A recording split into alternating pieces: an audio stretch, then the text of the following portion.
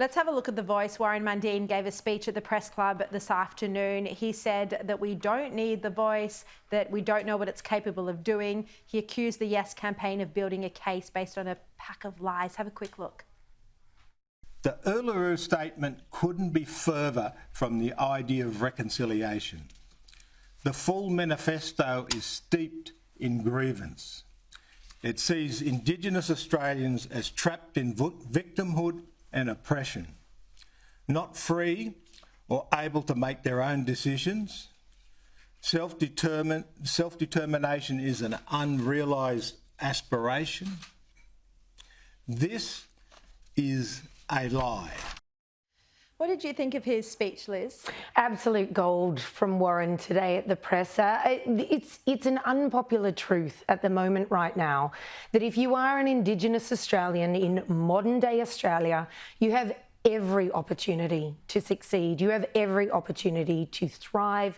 There are government bodies, there are organisations, etc. and so on, whereas everything that we've heard from the Yes campaign is insisting that there's still a gap to be closed here because we haven't done enough. But it's simply the government covering for their own ineptitude. How has not enough been done when we spend almost $40 billion every single year on roughly 3% of the population? How have you not managed to close the gap, government? How are you somehow turning this around on us? And what I can see is even if The Voice did get up, I think that would become the new scapegoat, because the government, instead of having itself to blame, would simply say, oh, well, we're following advice from this body. So if we're not smashing our KPIs, now it's their fault. And they would simply have somebody else to blame for the same results time and time again. I love that Warren used the word self-determination there, because I believe we've already arrived at a place in Australian history where if you're an Indigenous Aussie in Australia, this comes down to self-determination. You want housing, you want to go to uni, you want to go to school. There are any number of funding bodies, government bodies, Indigenous organisations that are bending over backwards to ensure your success. Richo, Kamal, the legendary singer, has also backflipped on his support for The Voice. First he said he didn't support it, then he said he did, then he changed his mind a couple of days later on live television on The Project. They were scratching their heads, you know, they couldn't quite handle his backflip. They probably wouldn't have had him on if he was, if they'd known he was back to being a no voter. Can you relate to changing your mind on The Voice?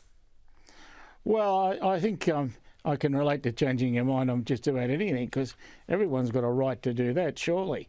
You know, if you think about something and you decide you were wrong in the first place, well, you change your mind, obviously. I see nothing wrong with that whatsoever.